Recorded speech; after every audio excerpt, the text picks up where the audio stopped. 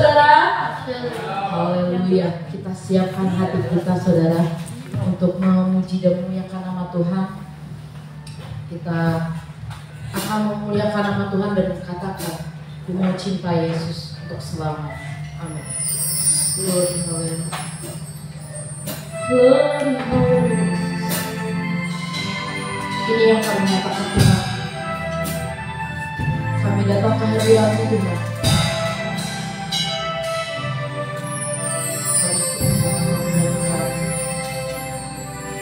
Ku mau cinta Yesus selamanya.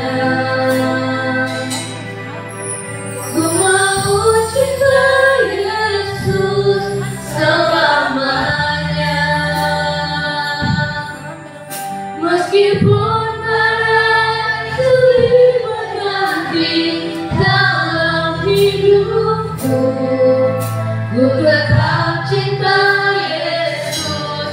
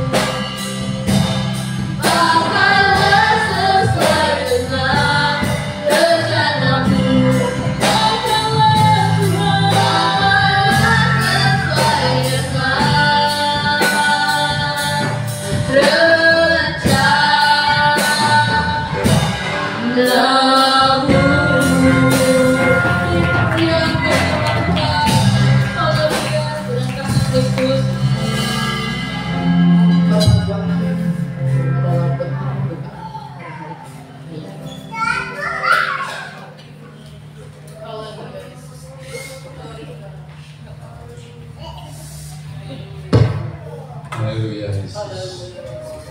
Bapa di dalam surga, Bapa yang selalu kami sembah di dalam nama Tuhan Yesus Kristus.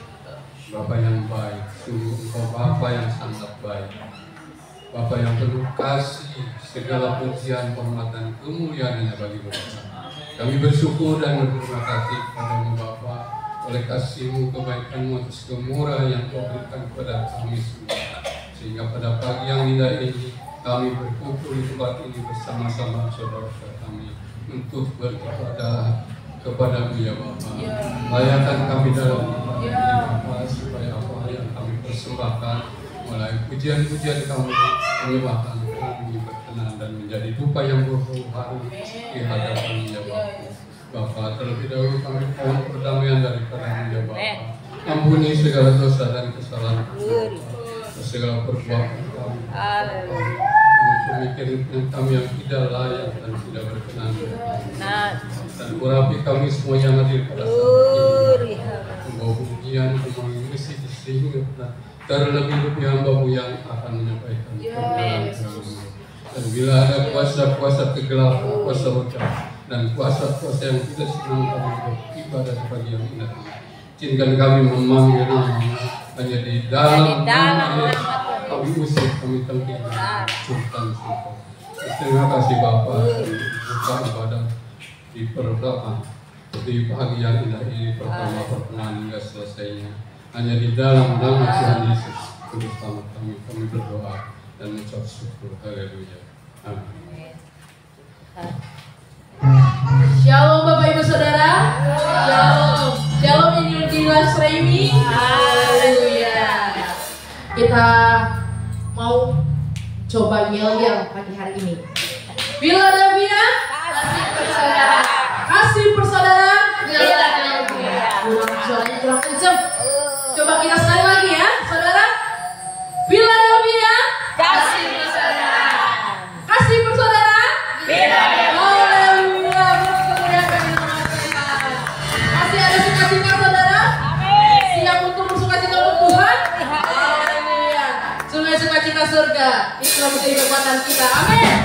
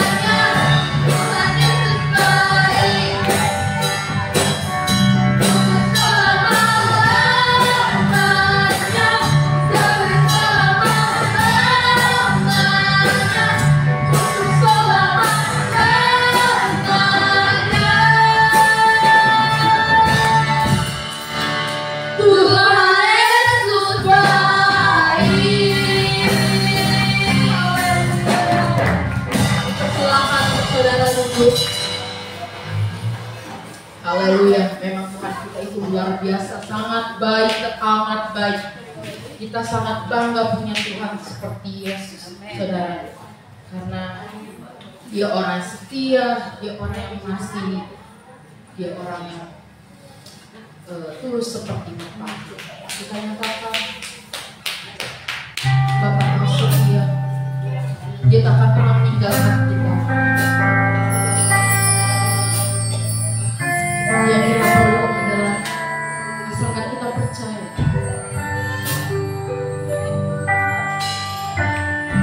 Dan Yesus Bapa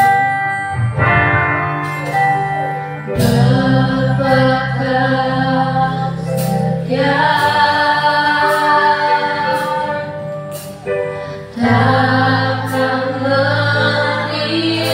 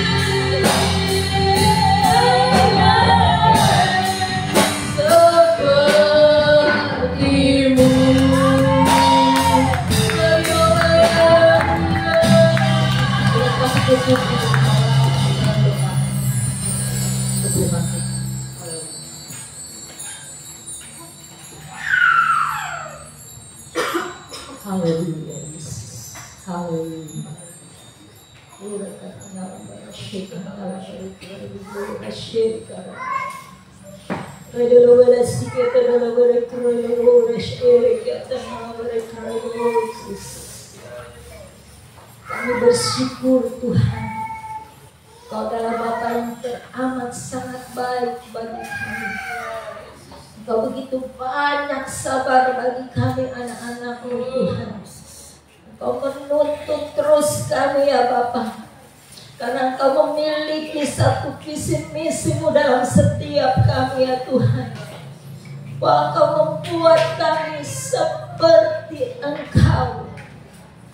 Betapa berharganya di mata-Mu setiap pribadi kami, untuk Engkau buat kami seperti Engkau Tuhan. Kami ini adalah buatan tangan-Mu yang terbuat dari tanah liat adanya. Sedangkan Engkau Allah, sedangkan Engkau Tuhan, pencipta kali langit dan bumi. Engkau yang punya surga, dan Engkau yang berotoritas juga atas neraka Tuhan. Tapi Engkau mengatakan, Engkau mau mengangkat kami menjadi seperti-Mu. Luar biasa Tuhan. Biar kami menghargai apa yang menjadi rancangan-Mu dalam setiap pribadi kami ya Tuhan. Di mana Engkau mau menjadikan kami mempelai-Mu Tuhan, setara dengan Engkau. Luar biasa. Oleh sebab itu Tuhan, kami mau bersepakat pada saat ini Tuhan, agar benar-benar firman-Mu semakin membukakan pola pikir dan hati kami kepadamu ya Bapa, untuk terus diubahkan cara berpikir kami, untuk diubahkan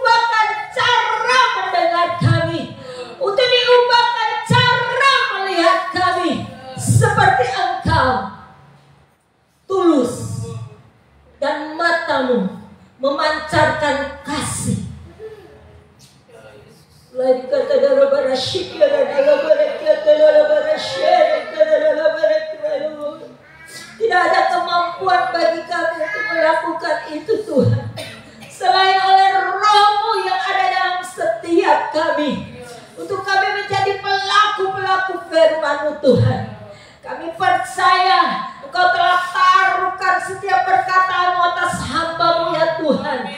Haleluya. Sehingga hanya Engkau yang nampak saat ini lewat perkataan-perkataan-Mu yang memberikan kehidupan, yang memberikan pengharapan, yang memberikan kebangkitan bagi kami, yang memberikan kesembuhan bagi kami. Haleluya, yang memberikan pemulihan bagi kami. Karena itu adalah kekuatan perkataan firman-Mu ya Tuhan, yang hidup dan yang berkuasa. Haleluya, segala kekuatan dari roh jahat ataupun paradigma kami manusia baik ada di tempat ini maupun yang mengikuti live streaming, baik saat ini maupun nanti bisa melihat dan mendengar akan firman-Mu Tuhan, benar-benar haleluya diubahkan, haleluya tidak dibatasi oleh cara berpikir kami, paradigma kami manusia, tapi benar-benar oleh Roh-Mu ya Tuhan yang membebaskan, memberikan pengertian penuh di dalam Engkau ya Tuhan. Haleluya, kami patah hancurkan semuanya hanya di dalam nama Tuhan Yesus Kristus. Darah Yesus yang berkuasa, biar Engkau yang berdaulat Tuhan, mengambil alih penuh ya Tuhan. Haleluya, dan kebenaran-Mu tidak terganggu saat ini, sepenuhnya kami terima ya Bapa. Haleluya, pengurapan marifat-Mu, haleluya, pembukaan firman-Mu atas hamba-Mu nyata saat ini. Kami bersyukur dan kami terima kebenaran firman-Mu hanya di dalam nama Tuhan Yesus Kristus. Haleluya.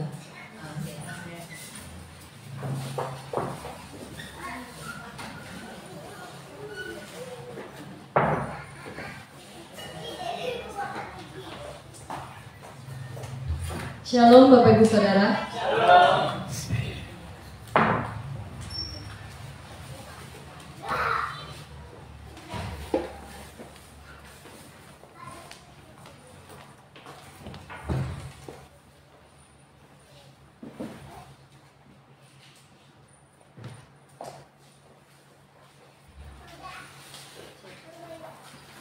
Cek.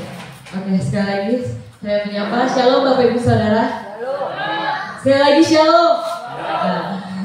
Oke, bersyukur saya bisa diberi kesempatan untuk bisa membagikan isi firman Tuhan bagi kita semua. Ya, saya berharap walaupun yang berkhotbah di sini adalah seorang yang lebih muda daripada Bapak Ibu Saudara, tapi saya berharap kita bisa bersama-sama belajar tentang firman Tuhan, karena ini pun bukan tentang saya berkhotbah, tapi juga saya belajar dari firman Tuhan ini. Dari firman Tuhan ini juga sangat memberkati saya dari sekitar 2 atau 3 tahun yang lalu dan sampai sekarang, karena ini sangat-sangat menampar dan mengubahkan setiap hati saya, dan saya harap kita sama-sama dibenahi oleh firman Tuhan ini. Dan judul yang saya berikan adalah hati-hati dengan hati. Hati-hati dengan hati. Bisa kita sama-sama katakan 1, 2, 3. Hati-hati dengan hati. Kenapa? Karena ya kita akan pelajari saat ini, dan kalau misalnya kita tahu atau mungkin kita pernah dengar yang namanya Princess Diana atau Putri Diana yang ada di Inggris, ya sudah almarhum. Dia pernah mengatakan satu statement atau satu quotes atau satu kalimat yang sangat-sangat dipakai untuk atau dipercaya atau dipegang oleh banyak orang, dan kita sebetulnya juga sadar atau nggak sadar juga memegang perkataannya dia. Dia mengatakan seperti ini, trust your heart, atau percayalah kepada hatimu gitu. Nah, dan sekali lagi seperti yang saya katakan, kita ini seringkali sadar atau nggak sadar percaya atau enggak dengan perkataan yang tadi Princess Diana, atau bahkan mungkin kita nggak tahu tentang quotes itu, tentang statement itu, tentang kalimat itu, tapi seringkali di kehidupan kita yaitu melakukannya gitu. Melakukan apa ya tadi? Kita percaya kepada hati kita. Seringkali kan kalau kita lagi bingung, kalau kita ngobrol mungkin sama teman, sama siapapun, bilangnya ya udah, apa kata hatimu? Kata hatimu milih yang mana? Kalau kita ada beberapa hal yang harus kita putuskan, kita bingung gitu kan. Ini gimana ya? Dan biasa orang bilang kan kayak, coba ikutin apa kata hatimu. Nah, tapi masalahnya benar gak sih kita mengikuti apa kata hati kita? Nah, kalau misalnya kita mau membuka dalam firman Tuhan, dalam Alkitab kita, mari kita buka dalam Yeremia pasal 17 ayat yang ke-9. Saya rindu kita sama-sama membaca ayat ini agar ya sahabat kita semua sangat mengerti dan bahkan mengingat-ingat akan ayat ini. Yeremia pasal 17 ayat yang ke-9. Bisa ditampilkan agar yang mungkin lupa membawa Alkitab bisa membacanya bersama. Yeremia 17 ayat yang ke-9. Oke, sambil menunggu, mari yang sudah dapat ayatnya kita bersama membacanya. 1, 2, 3. Betapa liciknya hati, lebih licik daripada segala sesuatu. Hatinya sudah membatu, siapakah yang dapat mengetahuinya? Amin. Saya bacakan sekali lagi. Betapa liciknya hati, lebih licik daripada segala sesuatu. Hatinya sudah membatu, siapakah yang dapat mengetahuinya? Nah, dari kata firman ini kita tahu bahwa hati itu apa, saudara? Licik. Kalau misalnya kita selama hidup ini selalu kayak pengennya apa ya, ketika kita bingung, ketika kita nggak tahu harus gimana, dan kita kayak berusaha tenang dan mendengarkan suara hati kita, hati-hati. Kenapa? Karena hati itu licik. Sekali lagi mungkin dunia mulai mengatakan gitu kan, ya percayalah sama hatimu gitu. Bahkan kita seringkali sadar gak sadar melakukan hal ini, kita percaya akan hati kita. Tapi pertanyaannya, apakah hati kita layak untuk kita percaya? Karena nyatanya hati itu licik. Dan bahkan mungkin ada orang yang bilang ya, dan itu sempat mengganggu mengganggu pikiran saya. Banyak orang bilang, banyak kok orang baik walaupun dia gak percaya Tuhan. Bahkan kadang orang yang gak percaya Tuhan lebih baik daripada orang yang percaya Tuhan. Maksudnya percaya Tuhan itu percaya Yesus ya sebagai Tuhan dan Juru Selamat. Dan kita gak bisa memungkiri itu, dan banyak. Dan khususnya ada satu agama yang ajarannya terlihat jauh lebih baik daripada Kristen. Dan banyak ada beberapa orang yang saya tahu gitu ya, dari mungkin YouTuber, dari orang-orang yang public figure gitu kan, yang terkenal. Mereka awalnya Kristen, tapi berpindah kepada agama yang satu ini. Ya mungkin ada beberapa saudara yang bisa menebaknya agama apa itu. Karena apa? Karena pas dilihat dalam kitabnya ternyata mengajarkan jauh lebih baik daripada apa yang dikatakan oleh firman Tuhan gitu. Kan kalau saya firman Tuhan masih ada tuh yang dibilang mata ganti mata walaupun itu di hukum Taurat, tapi kan tetap aja ada di Alkitab. Dan di agama yang satu tuh gak ada yang kayak gitu, kayak benar-benar baik banget. Dan bahkan banyak orang yang yaitu pindah agama hanya karena berpikir kayaknya ajaran ini lebih baik deh daripada ajaran Kristen. Dan terlepas dari itu, seperti yang tadi saya bilang, banyak kok orang yang percaya dia lebih baik, bahkan jauh lebih baik daripada orang Kristen. Tapi apakah itu benar? Nyatanya enggak. Kenapa? Karena balik lagi, hati itu licik. Mungkin terlihatnya baik, terlihatnya itu kayak, oh ini orang baik nih, atau oh aku baik, gak usah Tuhan-Tuhanan deh, aku baik kok. Aku belajar di sekolah tentang kebaikan, aku belajar dari orang tua, guru kan kayak ngasih tahu, oh ini loh hal yang baik gitu. Bahkan mungkin ada orang yang bilang, aku jauh lebih baik daripada orang-orang yang beragama, misalnya kayak gitu. Makanya banyak orang yang ateis, saudara. Kenapa? Karena itu melihat kok orang yang beragama rasanya tidak lebih baik gitu. Bahkan orang-orang yang tidak memegang agama, dia merasa aku bisa lalu jadi orang baik tanpa Tuhan. Tapi nyatanya kalau kita baca kembali lagi, apakah benar orang tuh bisa baik? Karena kan itu kan sebenarnya apa kata hatinya dia kan. Aku baik kok, aku ngerasa diriku baik, orang-orang bilang aku baik. Tapi kenapa hal itu bisa terjadi walaupun sekali lagi orang itu nggak percaya Tuhan dan lain sebagainya? Nah karena balik lagi, hati itu licik. Mungkin menurut orang, mungkin menurut pribadinya itu ya dia baik tanpa perlu Tuhan. Tapi kalau di Amsal dikatakan cuma Tuhan yang bisa menguji hati. Kenapa? Karena hati itu licik. Kita bisa menganggap diri kita baik, tapi belum tentu. Kenapa? Karena itu kembali dalam Yeremia 17 ayat 9, betapa liciknya hati, lebih licik daripada segala sesuatu. Mau Bapak Ibu Saudara bisa mengatakan apapun yang licik lah, hati kita semuanya itu jauh lebih licik. Jadi harus hati-hati dengan hati. Nah, bahkan seperti yang biasa kita dengar ya, saya percaya dalam Matius 15 ayat 19, seringkali kita mendengar hal ini yang Yesus sendiri katakan, bisa dimunculkan dalam Matius 15 ayat 19, saya akan bacakan, dikatakan seperti ini.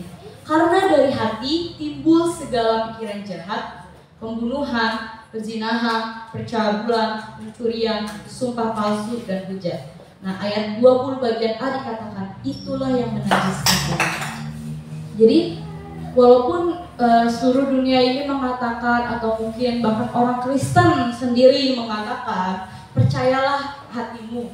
Nah, coba dilihat lagi. Karena Yesus sendiri, ini perkataan Yesus ya. Ini perkataan Yesus sendiri.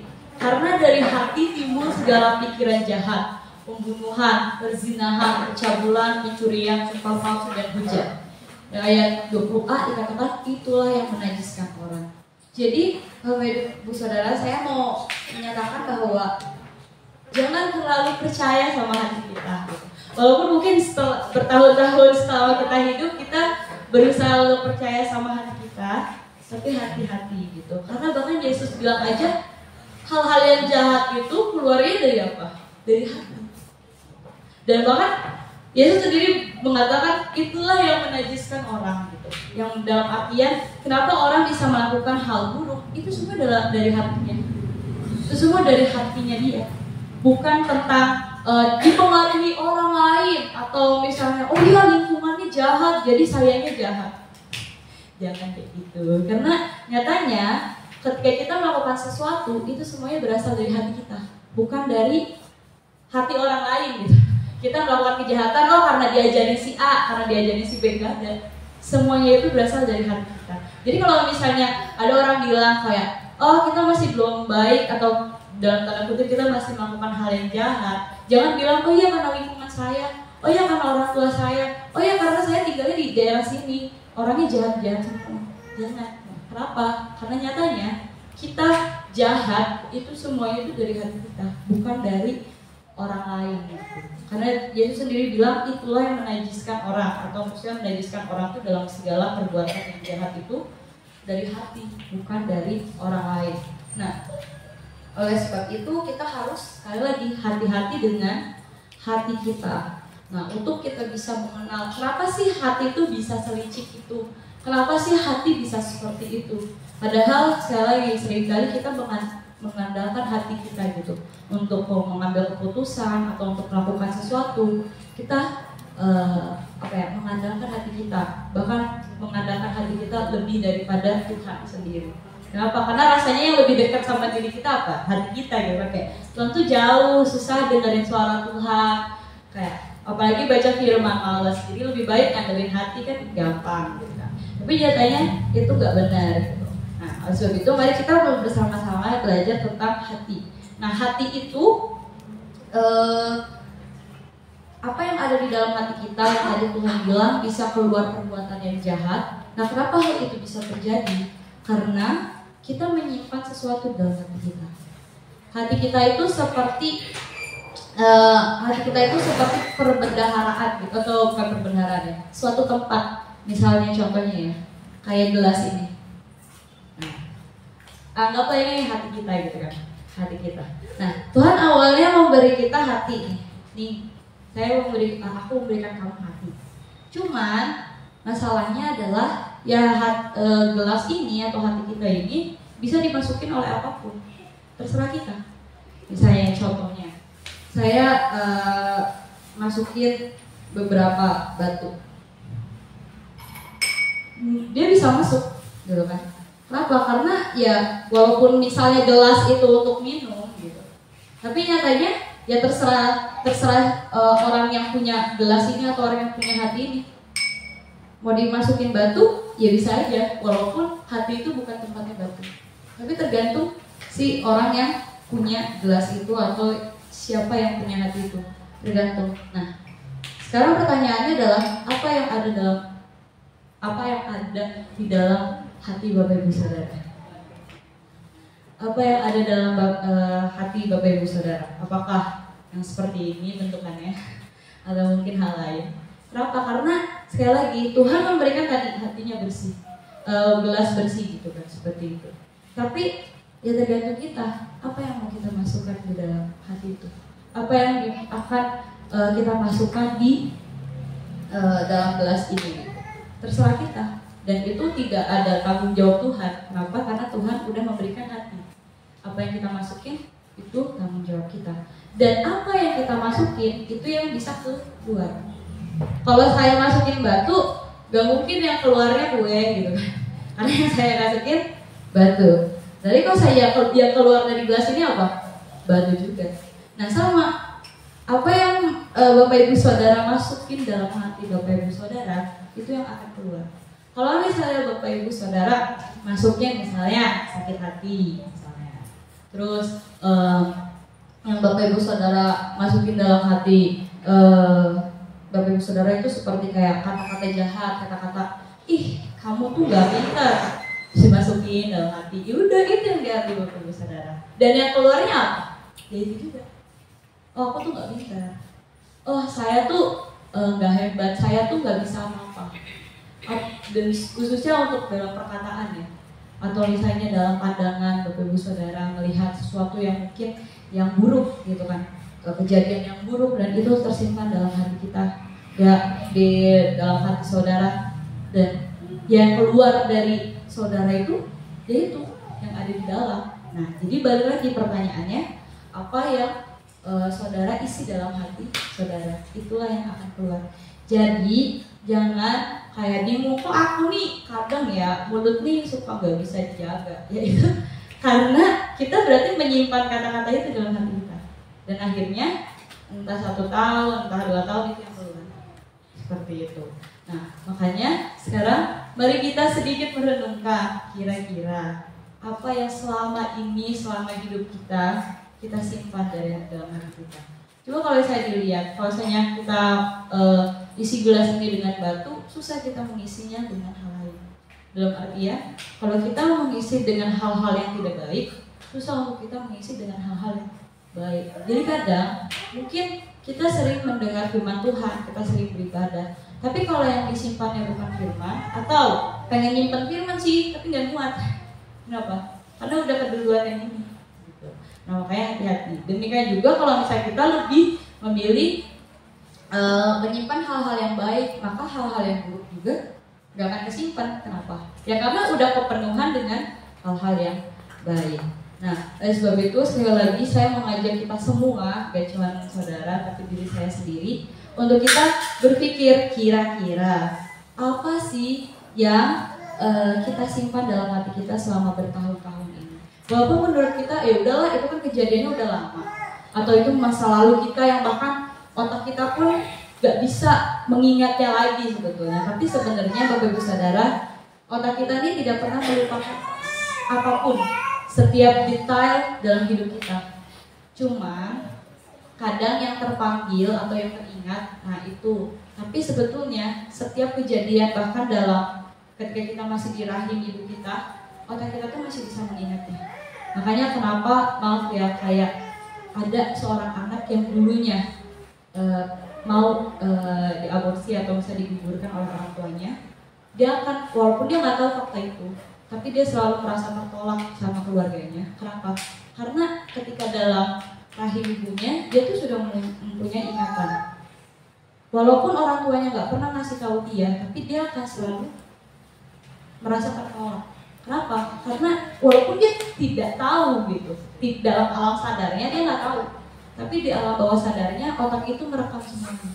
Nah, demikian setiap kita, apapun yang kita lihat dalam setiap hidup kita, apapun yang kita dengar dari kita dalam rahim, pokoknya ketika kehidupan sudah mulai muncul gitu, itu sebenarnya terekam. Dan pertanyaannya, apa yang tersimpan dalam hati kita dari semua rekaman-rekaman itu? Nah, oleh sebab itu, Bapak Saudara, kita harus hati-hati dengan apa yang kita simpan dalam hati kita. Jangan sampai ya tadi, kayak ketika kita menyimpan hal-hal yang buruk, akhirnya kita tidak bisa menyimpan hal-hal yang baik. Dan ada satu buku yang berjudul Heart is not a garbage can, atau hati itu bukan tempat sampah, gitu. Dan buku ini dibuat untuk para pembacanya bisa mengeluarkan apa yang ada di dalam hatinya, entah mungkin pada keluarga, kepada teman, atau bahkan kepada tenaga profesional, maksudnya kayak konselor gitu, atau misalnya psikiater, psikolog gitu. Kenapa hal itu bisa, kenapa hal itu harus sampai dibikin buku segala? Karena yang kembali lagi, seringkali yang kita simpan itu adalah hal-hal yang buruk. Saya pernah membaca satu informasi dari Instagram, dikatakan otak kita emang lebih sering menyimpan hal-hal yang buruk daripada hal-hal yang baik. Nah, kalau misalnya otak kita seperti itu, hati kita pun demikian. Kenapa? Karena otak kita sudah terpenuhi dengan hal-hal yang buruk. Kenapa kayak hal itu terjadi? Hal itu terjadi karena kita sebagai makhluk hidup itu punya yang namanya dibilangnya tuh self defense tuh, self defense mechanism tuh kayak, nah saya lupa bahasa Indonesianya saya ingatnya bahasa Inggrisnya doang, enggak, pertahanan diri. Kita punya yang namanya pertahanan diri. Jadi yang bertahan diri itu bukan cuma binatang yang ada di hutan sana ya, tapi kita juga. Dan untuk mempertahankan diri kita ini secara natural akan mengingat hal-hal yang buruk, lebih akan mengingat hal-hal yang buruk daripada hal-hal yang baik. Nah, dan karena hal itu seringkali yang tertanam di hati kita, yang kita simpan dalam hati kita adalah hal-hal yang buruk. Nah, oleh sebab itu penulis buku ini dia mau mengingatkan kepada kita dari bukunya bahwa hati kita ini bukan tempat sampah. Tempat sampah kan ya, maksudnya hal-hal apa sih yang kita taruh tempat sampah? Nggak mungkin hal yang baik dong. Yang pasti hal-hal yang tidak baik, misalnya ya bekas apa kita buang di sana. Nah, hati kita tuh bukan tempat sampah yang harus diisi dengan hal-hal yang tidak baik. Walaupun secara natural otak kita lebih sering menyimpan hal yang buruk daripada hal yang baik untuk pertahanan diri. Tapi yang disimpan dalam hati kita itu jangan hal-hal yang buruk itu. Kenapa? Karena sekali lagi hati kita bukan tempat sampah. Nah, tapi masalahnya orang tuh bingung gitu kan, gimana caranya kita memilah apa yang kita simpan dalam hati kita. Bahkan saya juga pernah melihat dalam satu video di TikTok, ya saya pengguna TikTok. Mungkin orang mengatakan kayak orang yang main Instagram, main TikTok atau apapun itu kayak ngabisin waktu. Enggak, saudara, di situ juga banyak hal-hal yang penting. Saya ketemu satu saya lupa dia itu entah psikolog, psikiater atau konselor doang, tapi yang sejenis itulah gitu. Dia yang kerjanya tuh berkecimpung di situ. Dia bilang selama 12 tahun atau 10 tahun gitu, dia belajar hanya untuk apa? Tahu gimana caranya mengeluarkan emosi yang baik. 10 atau 12 tahun. Kenapa? Karena yang tadi, seringkali misalnya, tadi kan apa yang kita simpan. Nah, biasanya yang kita simpan itu namanya emosi. Emosi itu bukan marah doang ya. Banyak, ada emosi positif, ada emosi negatif. Maksudnya kayak bahagia, senang gitu tuh emosi juga. Cuman kadang kita mikirnya emosi tuh marah mulu gitu. Padahal sebenarnya bukan, emosi tuh ada banyak. Sedih pun emosi, kecewa pun emosi, gitu. Bahagia pun emosi. Nah, seringkali ini yang terekam dan yang tersimpan dalam hati kita. Emosi-emosi itu. Nah, dan bahkan dia bilang untuk mengeluarkan dengan benar untuk kayak apa ya, menyalurkan emosi itu dengan benar, dia butuh belajar 10 atau 12 tahun selama di sekolah. Dia sebagai terapis lah, dikatakan seperti itu. Kenapa? Karena nyatanya hal itu tidak mudah untuk kita mengeluarkan sesuatu. Misalnya kita nih mendengar gak cuma hal baik kan, tapi hal buruk, atau mendapatkan informasi. Bahkan kayak kita dapat berita misalnya terjadi gempa bumi di mana, nah sebenarnya itu yang kita tangkap itu tuh sesuatu yang buruk gitu. Walaupun misalnya itu nggak terjadi dalam hidup kita, kan terjadi di daerah mana gitu kan. Tapi itu terekamnya tuh sesuatu yang buruk. Nah, gimana caranya kita mengeluarkan emosi atau hal-hal yang buruk dalam hidup kita? Sebetulnya itu tidak mudah. Nah, makanya kenapa disebut bahwa hati kita itu licik, atau hati kita itu bahkan dikatakan rusak. Kenapa? Karena ya yang seringkali tersimpan tuh hal-hal yang seperti itu, dan bahkan setiap manusia itu tuh susah untuk mengeluarkan hal-hal yang buruk di dalam hatinya. Bahkan tadi yang saya bilang, ada satu orang dia bilang saya harus belajar sekitar 10-12 tahun hanya untuk bisa mengeluarkan dengan benar emosi-emosi yang terpendam dalam hati saya. Dia bilang gitu. Karena bagi kita kan, ya udahlah kita marah sehari, ya udah selesai. Tapi tahu nggak, sebenarnya semua itu terpendam di dalam hati kita. Nggak bisa keluar kecuali kita yang mengeluarkannya. Seringkali ada orang yang bilang, oh saya emosi saya itu reda kalau misalnya saya mukul sesuatu. Ada teman saya pernah kayak gitu, lagi rapat karena ada rapat BEM, karena ada konflik cowok sama cewek ini ngomong terus sampai akhirnya dia nonjok ini pintu, dia tonjok pintu, dan pintunya tuh emang agak tipis kayak triplek gitu sampai pecah. Setelah nonjok itu dia masih emang emosi, tapi katanya kalau misalnya dia udah kayak gitu dia nggak akan emosi seperti yang tadi, katanya emosinya reda.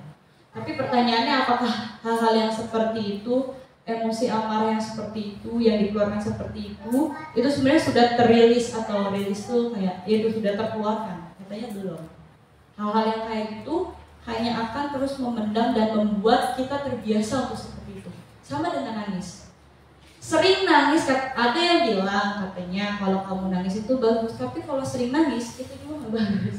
Kenapa? Karena kita membiasakan diri kita untuk nangis terus. Nah, tadi kan perempuan tuh ya nangis, laki-laki sering ke emosi amarah. Dan apalagi kata-kata, kayaknya kalau saya belum ngomong kata-kata yang kayak gini tuh amarahku tuh belum terrealisasikan, atau misalnya belum dikeluarin gitu. Coba aja ngomong, apakah emosinya langsung hilang, emosi amarah itu langsung hilang? Tidak. Itu masih tetap tertanam di dalam hati kita. Nah, itu yang membuat apa? Kenapa dalam firman Tuhan hati itu tidak bisa dipercaya, hati itu licik, hati itu bahkan rusak. Kenapa? Ya karena hal-hal yang seperti itulah yang tersimpan dalam hati kita. Nah, kenapa sih hati kok bisa segitunya gitu? Karena hati ini, mungkin kita berpikir kalau hati ini adalah perasaan. Bukan. Perasaan dan pikiran itu adalah bagian dari jiwa, tapi hati itu bukan perasaan. Nah, ini yang seringkali menjadi kesalahan. Jadi seolah-olah setiap kaum laki-laki biasanya, oh itulah perempuan tuh yang suka pakai hati. Kalau saya mau pakai logika, kata siapa? Karena hati itu bukan perasaan, itu beda. Nah, emang laki-laki itu menggunakan logika, perempuan itu menggunakan perasaan.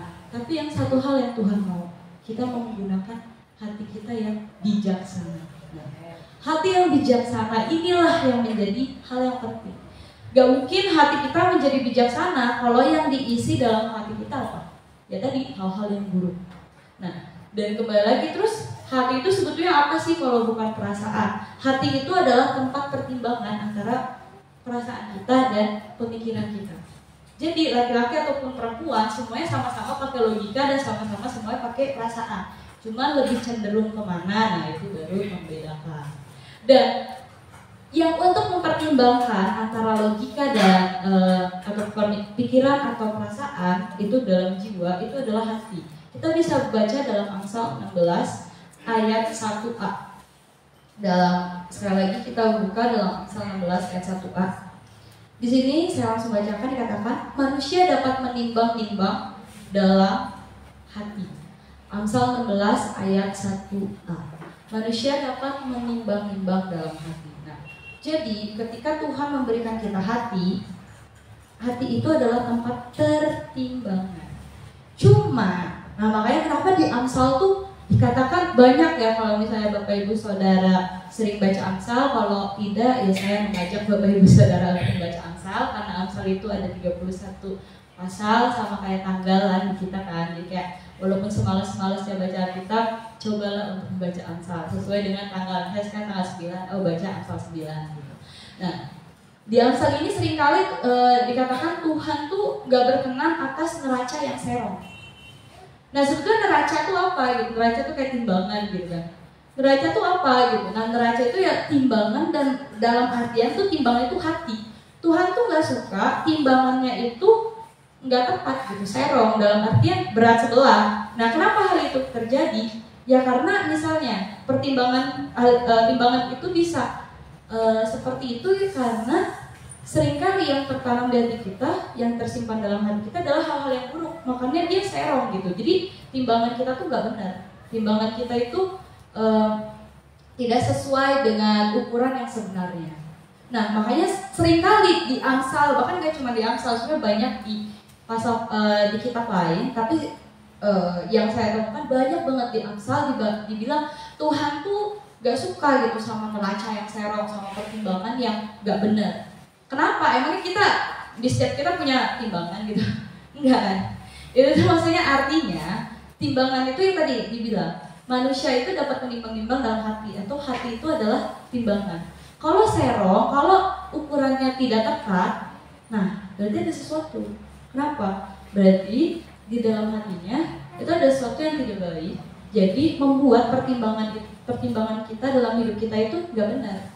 Dan akhirnya walaupun menurut pemikiran kita benar gitu, tapi tidak sesuai dengan apa yang Tuhan mau. Makanya kalau saya dibaca Amsal 16 ayat 1 itu selanjutnya itu dikatakan tetapi jawaban lidah berasal daripada Tuhan. Kenapa? Karena dia yang paling tahu gitu. Dia yang paling tahu apakah pertimbangan kita ini tepat atau enggak tepat. Kenapa? Karena dia yang paling tahu betapa liciknya hati kita.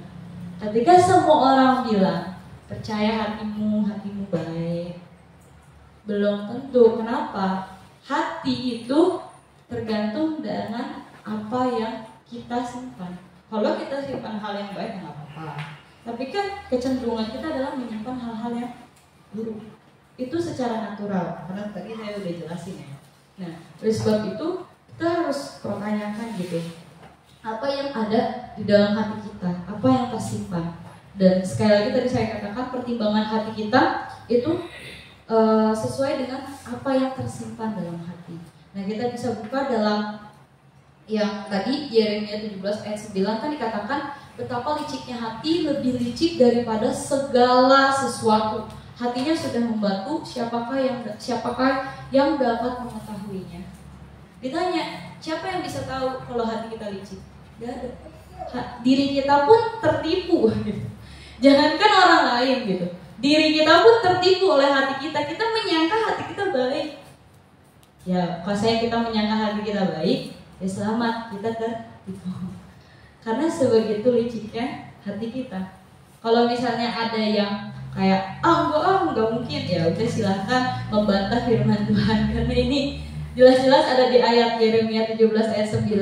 Betapa liciknya hati, lebih licik daripada segala sesuatu. Hatinya sudah membatu, siapakah yang dapat mengetahuinya? Membatu itu maksudnya, itu isinya tuh ya kayak begitu yang membuat hatinya keras.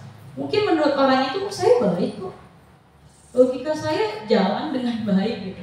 Saya memutuskan hal-hal yang tepat kok. Ya menurut pandanganmu. Beda lagi dengan menurut pandangan orang. Kenapa?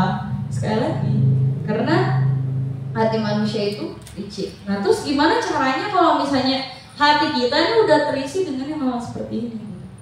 Kayak gimana caranya? Nah, caranya yang pertama adalah kita minta hati yang baru. Nah, jadi Tuhan tuh bukan apa ya? Tuhan tuh bukan pribadi yang kayak oh yaudah ya dikeluarin satu-satu, langsung diganti yang baru. Tuhan itu pengennya kita mengganti hati kita. Kita buka dalam Yesaya pasal 36 ayat 26. Kita buka sekali lagi Yesaya 36 ayat 26. Nah, di sini dikatakan kamu akan kuberikan hati yang baru dan roh yang baru di dalam hatimu. Kamu akan kuberikan hati yang baru dan roh yang baru di dalam batinmu, dan aku akan menjauhkan dari tubuhmu hati yang keras dan kuberikan kepadamu hati yang taat. Ayat yang ke-27, rohku akan kuberikan diam di dalam batinmu, dan aku akan membuat kamu hidup menurut segala ketetapanku dan tetap berpegang pada peraturan-peraturanku dan melakukannya. Jadi Bapak Ibu Saudara, Tuhan itu nggak mau ribet ya. Bukan nggak mau ribet sih, maksudnya Tuhan itu akan memberikan yang terbaik dalam hidup kita. Dan sebab itu dia nggak yang kayak oke, keluarkan semuanya, enggak. Dia langsung ganti hati yang baru. So simple maksudnya sederhana. Kita cuma tinggal minta aja, Tuhan ganti aku dengan hati yang baru. Nah, di sini usia yang ayat 26 dikatakan kamu akan kuberikan hati yang baru dan roh yang baru, maksudnya Roh Kudus di dalam batinmu, dan aku akan kamu akan kuberikan hati yang baru dan roh yang baru. Itu hati yang baru dan roh yang baru itu dalam diri kita. Dan Roh Kudus itu pastinya di ayat yang sebelumnya tuh dibilang air, sebagai air, dan bahkan di ayat 27 dikatakan dengan jelas Rohku. Nah, maksudnya itu Roh Kudus ya. Nah, hati yang baru dan roh yang baru di dalam batinmu, dan aku akan menjauhkan dari tubuhmu hati yang keras. Jadi susah mau digimanain juga, bahkan sampai kita misalnya itu ada orang-orang yang sampai ke psikolog, psikiater apa segala macam, itu nggak salah, itu bagus, itu bisa membuat kita mengerti bagaimana kita bisa menyaring apa yang ada dalam hati kita, itu bagus. Tapi tidak akan sempurna. Kenapa? Karena ya tadi mungkin hatinya tuh berasnya udah keluar ya, tapi masih ada aja sisa-sisa gitu kan. Karena sekali lagi tidak ada yang tahu isi hati kita. Bahkan diri kita sendiri aja nggak tahu, apalagi misalnya seorang konselor atau apapun. Mereka mungkin dengan segala pengetahuannya ya bisa mengkira-kira nih isi hatimu apa, tapi yang sebenar-benarnya tahu isi hati itu cuma Tuhan. Dan yang Tuhan yang tahu, Tuhan bilang udah gak usah dikeluarin apa nih, ganti yang baru. Tinggal kuncinya apa? Kita minta. Dan khususnya gak cuma minta hati yang baru doang, minta juga Roh Kudus. Nah ini yang suka kayak aku udah minta kok hati yang baru, tapi kok masih kayak gini ya. Iya, cuman hati yang barunya aja yang diminta, Roh Kudusnya nggak ada. Karena apa? Karena ini udah sepaket, istilahnya paket lengkap gitu kan. Tuhan tuh memberikan yang terbaik dalam ayat masih ayat yang 26, kita lanjutkan. Dan kuberikan kepadamu hati yang taat. Bayangin, gak cuma dibuang hati yang keras, tapi diberikan hati yang taat. Ayat 27, rohku akan kuberikan diam. Nah, yang penting itu ini di dalam batinmu, dan aku akan membuat kamu hidup menurut segala ketetapanku dan tetap berpegang pada peraturan-peraturanku dan melakukannya. Nah, yang penting itu jangan cuma minta hati yang baru kosong, nanti diisi pakai apa lagi? Balik lagi batu lagi. Kalau misalnya kita isi gitu. Kenapa? Karena secara natural kita memang seperti itu. Nah, makanya Tuhan tahu hal itu. Makanya Tuhan bilang, rohku akan kuberikan dia. Nah, karena siapa yang ada di dalam hati kita gitu ya, harusnya Tuhan. Kalau misalnya kita isi dengan yang lain, mungkin ini tuh hal yang baik loh gitu. Ya menurut kita hal yang baik gitu. Dan tentu menurut Tuhan hal yang paling baik, yang paling benar adalah Roh Kudus dulu yang ditaruh dalam hati kita. Barulah dari situ kita isinya kayak magnet gitu. Akan yang datang dalam hidup kita adalah hal-hal yang baik. Nah, dan ketika kita sudah diberi nih hati yang baru gitu, ya kita harus tetap menjaganya. Jangan suruh Tuhan yang jaga hati kita. Kenapa? Karena kita baca dalam Amsal 4 ayat yang 23, kita seringkali membacanya tapi seringkali kita nggak ngerti ya. Amsal 4 ayat 23 dikatakan, jagalah hatimu dengan segala kewaspadaan, karena dari situlah terpancar kehidupan. Jadi setiap kehidupan kita itu berasal dari hati kita, pertimbangan hati kita. Kalau misalnya Tuhan kasih yang baru dan kita bilang Tuhan jaga dong hati kita, itu kayak Tuhan yang nyuruh kita jaga, kita suruh Tuhan lagi jaga, gimana? Kayak Tuhan suruh kita kerjain ini, Tuhan, kita bilang Tuhan kerjain dong, kayak gak masuk akal gitu. Tuhan bilang jagalah hatimu. Jadi tugas kita apa? Jaga hati. Oke, kita punya kecenderungan untuk memilih untuk menyimpan sesuatu yang buruk seperti tadi. Nah, karena tahu tadi, gitu, tahu bahwa nanti endingnya hati kita akan memeras, hati kita akan susah, hati kita akan terus tidak baik gitu. Makanya kita harus menjaga hati kita, dan tentu saja tadi dengan bantuan Roh Kudus dari tadi ayat yang Yeskiel itu. Nah, sekali lagi ketika kita disuruh sama Tuhan untuk menjaga hati kita, jangan suruh Tuhan balik, Tuhan jagalah hatiku. Tidak sesuai firman gitu kan. Tuhan udah nyuruh kok nyuruh Tuhan balik gitu kan, kayak kurang ajar gitu kan. Tapi ya kurang lebih apa? Karena kita tidak paham gitu. Walaupun kita sering tuh baca ayat jagalah hatimu, sampai hafal lah. Jagalah hatimu dengan segala kewaspadaan. Tapi berdoanya, Tuhan tolong jaga hatiku. Salah. Mau sampai hafal kalau nggak ngerti ya nggak akan ngaruh itu ayat dalam hidup kita. Kenapa? Orang Tuhan yang nyuruh kita jaga hati, kita mikirnya jaga hati, yang ngejaga hati kita tanggung jawab Tuhan, kan jadi ngaco gitu. Akhirnya ketika hati kita sakit, seolah-olah Tuhan kok jahat banget, hati aku kok tersakiti. Kata siapa? Suruh siapa nggak jaga hati gitu. Udah jelas-jelas jaga hati. Nah, dan dalam kembali dalam Amsal pasal 3 ayat 5, satu pasal sebelumnya dikatakan gini, percayalah kepada Tuhan dengan segenap hatimu dan janganlah bersandar kepada pengertianmu sendiri. Nah, itu maksudnya apa? Dalam artian jangan cuma bersandar sama pertimbangan hatimu gitu, hati-hati. Karena ya sekali lagi kita memang menjaga hati kita berusaha, tapi seringkali dalam alam bawah sadar kita ada sesuatu yang buruk masuk gitu. Nah, itulah yang membuat ketika kita mungkin menurut kita nih pertimbanganku udah bagus nih gitu, entah mungkin untuk keputusan yang besar atau keputusan yang kecil, kita harus tetap mengandalkan Tuhan. Makanya di sini dikatakan percayalah kepada Tuhan dengan segenap hatimu dan janganlah berharap kepada pengertianmu sendiri. Kalau saya ada yang nanya, jadi percaya atau enggak ke dalam apa? Kita perlu nggak sih percaya sama hati kita? Jawabannya adalah percaya itu sama Tuhan dengan segenap hati. Nah, kalau kita percaya sama Tuhan dengan segenap hati, maka pertimbangan kita akan benar. Tuhan sendiri yang akan mengajarkan kita. Kenapa? Karena yang kita andalkan bukan hati, tapi kita belajar untuk mengandalkan Tuhan dengan segenap hati. Dan, kalau misalkan ada yang tetap ya sekali lagi, oke, aku udah minta hati yang baik, tapi karena hal-hal yang karena hal-hal sesuatu yang tidak diinginkan, akhirnya aku memiliki kecenderungan untuk menyimpan sesuatu yang buruk. Nah, untuk hal itu, untuk kita terhindar dari hal-hal itu, mari kita buka dalam 1 Petrus 2 ayat 1. 1 Petrus 2 ayat 1. Di sini dikatakan, karena itu buanglah segala kejahatan, segala tipu muslihat, dan segala macam kemunafikan, kedengkian, dan fitnah.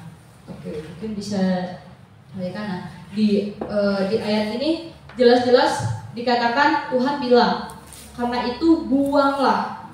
Itu udah sangat jelas dikatakan, karena itu buanglah segala kejahatan, segala tipu muslihat, dan segala macam kemunafikan, kedengkian, dan fitnah. Nah, kalau misalnya Tuhan bilang buang, jangan disimpan.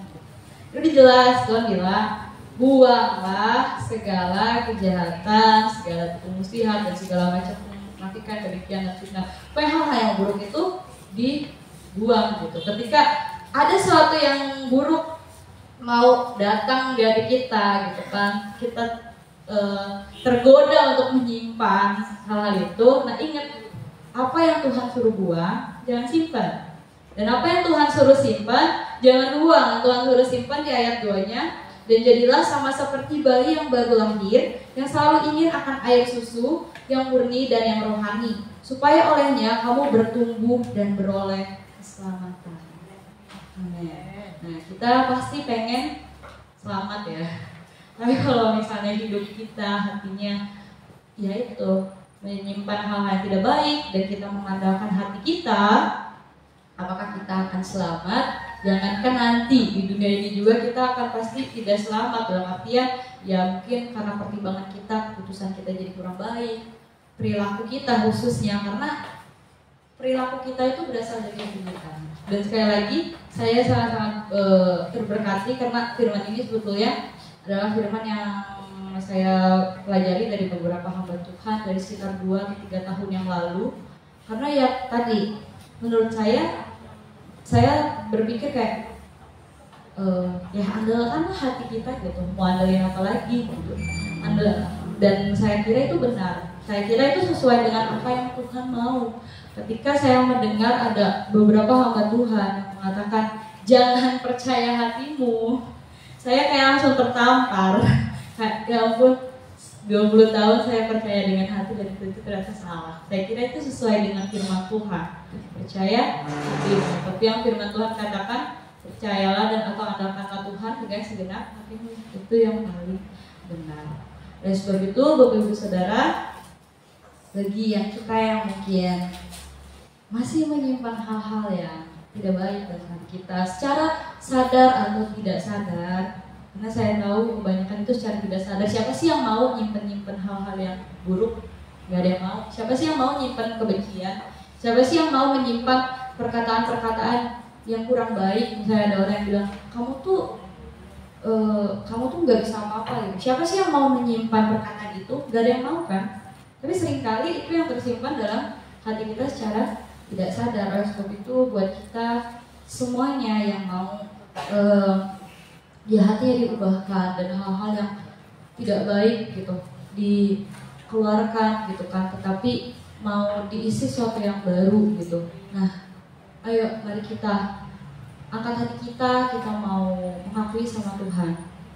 Tuhan, ini saya. Dan dari tadi lagu yang terakhir itu lagu request dari saya, Ubah Hatiku. Dengan para pemusik bisa maju ke depan. Mari kita sama-sama mengangkat pujian ini. Kita semua, tidak ada si A, si B. Kita semua, mari kita mau menyadari, bukan menunjuk oh si orang ini nih. Nah, kita semua punya hati kan? Hati kita semua licik. Nah, biar gak licik gimana? Mari kita serahkan dalam tangan Tuhan. Entah Tuhan mau ganti yang baru atau Tuhan mau buang semuanya, ya gimana Tuhan. Tapi satu hal yang pasti adalah Tuhan mau agar hati kita menjadi hati yang taat kepada firman Tuhan. Sebab itu mari saya undang Bapak Ibu Saudara untuk bangkit berdiri. Mari kita menyanyikan ref pujian terakhir. Biarlah ini menjadi kerinduan hati kita. Kita minta kepada Tuhan agar Tuhan mengubah setiap hati kita. Haleluya.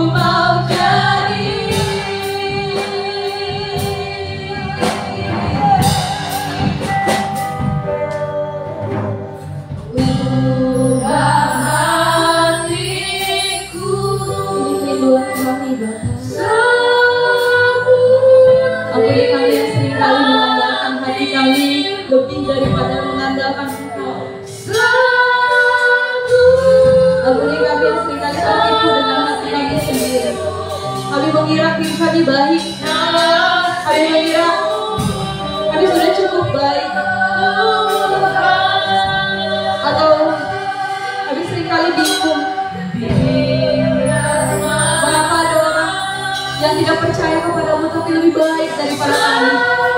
Ampuni kami Tuhan. Kami sudah tertipu dengan hati kami. Tapi kami rindu agar Kau mengubahkan setiap kami, sehingga cara pandang kami pun berubah Tuhan. Semua berasal dari hati kami Tuhan. Sungguh ubah hati kami Yesus. Ubah hati. Saya serahkan kepada Ibu Saudara.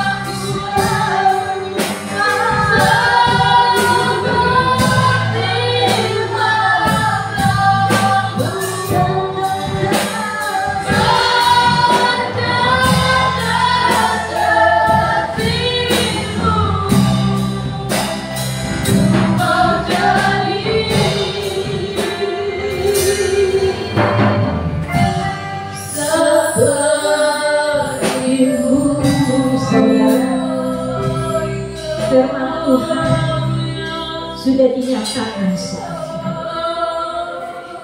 Kita renungkan secara pribadi. Apa yang terjadi saat-saat ini? Apa yang masuk di dalam hati sepanjang minggu ini? Di dalam hari-hari, dalam peristiwa-peristiwa yang ada.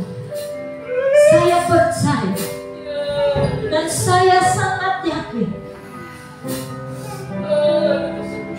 banyak yang di tempat ini bahkan yang mengikuti live streaming, hati kita banyak dimasuki dengan hal-hal yang menyakitkan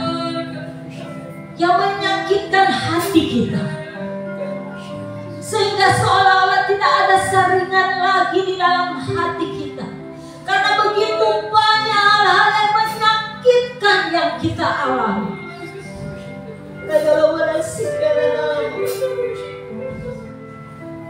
Sebagai suami istri, ada kata-kata yang menyakitkan istrimu, ada kata-kata yang menyakitkan suamimu, ada kata-kata yang menyakitkan dari anak ke orang tua, dari orang tua ke anak, dari kakek nenek ke cucu, atau dari menantu ke menantunya.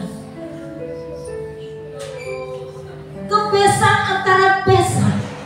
Kadang-kala di hari-hari kita, bahkan dari atasan, dari bos ke anak buah, yang pemilik dan bekerja, kita melalui hari-hari kita. Bahkan banyak anak-anak mengatakan, saya banyak tersakiti dengan kata-kata orang tuaku. Saya tersakiti dengan kata-kata yang menghina aku dari teman-temanku, yang bersekolah, yang kuliah, yang bekerja. Kadang-kala kita merasa tersaingi, bahkan merasa disaingi. Persoalan apa yang kita harus jaga di saat-saat peristiwa-peristiwa yang kita alami? Yang kita jaga adalah hati kita. Apakah kita mau tersakiti? Ataukah kita akan menanggapi itu bahwa itu adalah proses untuk hati kita menjadi kuat? Tapi banyak kali kita merasa, bahkan meresapi rasa sakit itu, sehingga tidak ada saringan-saringan yang baik yang masuk di dalam hidup kita. Yang masuk banyak negatif-negatif di dalam hati kita. Sehingga kebenaran untuk kita mempercayai perkataan firman itu terganggu dengan peristiwa-peristiwa yang kita hadapi. Mari saat ini saudara, perbarui hati kita. Firman Tuhan sudah dinyatakan bahwa Tuhan mau memperbaharui hati kita. Dia mau memberikan hati yang baru, bukan hati yang lemah, tapi hati yang kuat bagi kita. Hati yang memiliki saringan-saringan perkataan-perkataan firman. Jadi di saat kita disakiti, karena bukan pikiran kita yang disakiti, bukan telinga kita yang disakiti, bukan mata kita yang disakiti. Yang disakiti, yang terasa sakit itu adalah hati. Oleh sebab itu Tuhan katakan, jagalah hatimu dengan segala kewaspadaan. Semoga kita memiliki hati yang baru yang diberikan oleh Tuhan saat ini. Tangkap firman Tuhan. Ambil perkataan firman Tuhan. Bahwa Dia mau memperbarui, Dia mau memberi hati yang baru kepada kita. Ambil itu saudara. Saya mau ambil saudara. Saya rindu kita semua mengambil perkataan Tuhan. Mau memperbarui hati kita. Karena bila hati yang baru diberikan oleh Tuhan, maka diperbaharuilah kepercayaan kita juga kepada Tuhan. Pola pikir kita akan diperbarui oleh Tuhan. Sehingga apapun yang kita hadapi, kita katakan itu adalah proses untuk kami kuat, untuk kami naik level, untuk kami lebih meningkat dalam cara berpikir, dalam apa yang Tuhan mau percayakan dalam setiap kita. Kalau kita mengambil sikap, kita semua mengambil sikap, Tuhan pasti akan terus mengangkat hidup kita. Karena janji firman-Nya, kita bukan menjadi ekor, tapi mau menjadi kepala. Itu adalah firman Tuhan. Merasa tersakiti itu akan lebih membuat kita terpuruk. Terus kita menjadi ekor, terus kita menjadi ekor, terus kita menjadi bawahan. Oleh karena kita terus menikmati sakit hati. Itu liciknya hati terletak di situ, di mana kita menikmati rasa sakit yang kita terima. Tapi kita memiliki perisai firman Tuhan. Luris engkau lora segala. Perisai firman Tuhan. Apapun masalah yang menyakitkan kita, baik dari pihak suami, baik di pihak istri, baik di pihak anak, baik di pihak orang tua, menantu, mertua, bawahan, atasan, kita memiliki perisai firman. Kita menikmati, kita menjunjung tinggi korban Kristus. Karena disitulah letak untuk dikatakan kita mau memikul salibnya. Baru itu kita dikatakan kita mengikut Kristus. Kalau mengikut Kristus mau menderita, mengikut Kristus mau tersakiti. Kalau Tuhan tidak mau tersakiti, Dia tidak naik di kayu salib. Ya kalau mau mengambil bagian yang enak-enak saja, tidak ada penyelamatan bagi kita. Tidak ada korban, tidak ada darah yang tercurah kepada kita. Tapi karena Tuhan mau mengambil sikap, mau disakiti, bahkan sampai mati di kayu salib. Kita belum sampai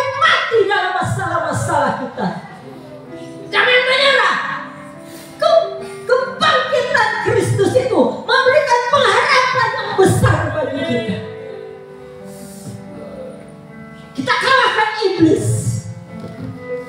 Seperti Kristus. Teladan kita adalah Kristus.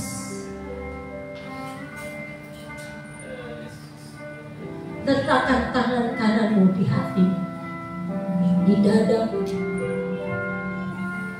Ungkapkan isi hatimu. Aku mau buang segala sakit hatimu, Tuhan. Aku mau menerima perisai firman-Mu sebagai letak kemenangan kami. Karena disitulah akan muncul hati yang bijaksana. Karena dari situlah kami akan mendapatkan hikmat marifat daripada-Mu Tuhan. Lodis eri karena lobara sheri karena lobara sheri karena lobara. Kami percaya kemenangan akan lebih dari pemenang itu telah menanti kami. Sukacita serta damai sejahtera Tuhan. Bangkitkan kembali semangat kami Tuhan. Jangan tertipu dengan masalah-masalah kami. Jangan tertipu dengan liciknya hati kami. Tapi dari hati yang baru yang Kau berikan bagi kami saat ini.